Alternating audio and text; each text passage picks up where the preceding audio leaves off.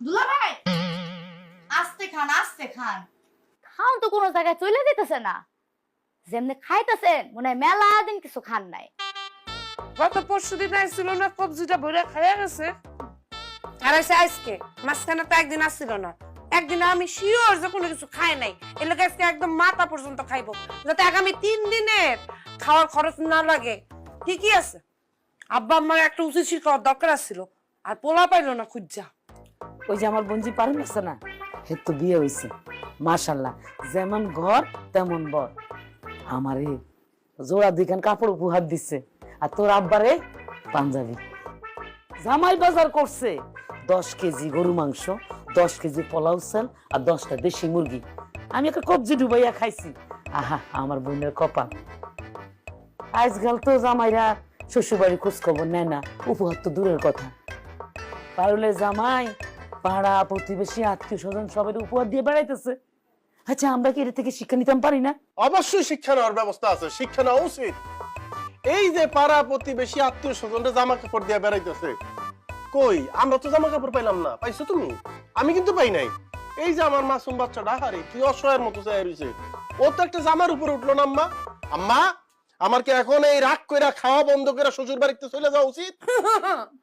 উনি যাইব শ্বশুর বাড়ির, তোর খাওন থুইয়া ওই ঝুঁকি যে তুমি নিবা না, ওইটা আমরা সবাই ভালো করে জানি। খাইবা তো আজকে একদম মাথা পর্যন্ত উঠাইয়া।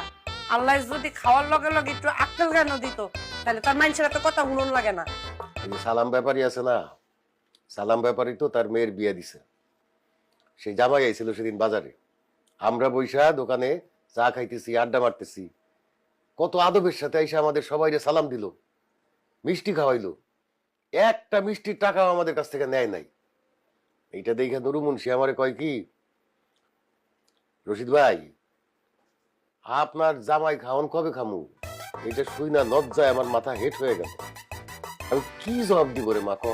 এই তো, এই যে আব্বা, আমি আগেই বুঝতে পারছিলাম যে এই নুরু মুন্সি লোক ভালো না, সে আপনারা দেখতে পারে না, নাইলে বড় মজলিস আপনারা এই প্রশ্ন করে বিব্রত করার অবস্থায় ফেলায়। হ্যাঁ দুলাভাই ঠিকই কইছেন, অন কইতে গেলে তো সবাই শত্রু এই আর কি। ওই যে পাশের বাড়ির ইউসুফ ভাই, হ্যাঁ হ্যাঁ বউ বাচ্চা নিয়ে এই কয়দিন আগে কক্সবাজার ঘুরে আসলো। আপনি আপায় নিয়ে যাইতেছেন কবে? আব্বা এসে মামার মতো আমার কন্যা কবে করতে যাইবা? মারে, তোমার যে ওই যে ইসুফ মামা, সে যখন বাড়িতে যায় শ্বশুর বাড়িতে, তখন তার আস্তা মুরগি দেয়, আস্তা মুরগি, নাইলে জোড়া রান দেয়। এইরকম সিঙ্গেল রান দেয় না, সিঙ্গেল রান দিয়া কক্সবাজার যাওয়া যায় না রে মা। কক্সবাজার যাবো, কি মজা কি মজা। আহা, আরে পোলাপান মানুষ না বুঝা কি কামটা করলো, আব্বার পাতের রান্না আমার পাতে দিয়ে জুঠা বানায় ফেলাইলো। জুঠা রান্না আব্বারে কেমনে দেই? না, তুমিই খাও। আব্বা, আব্বা,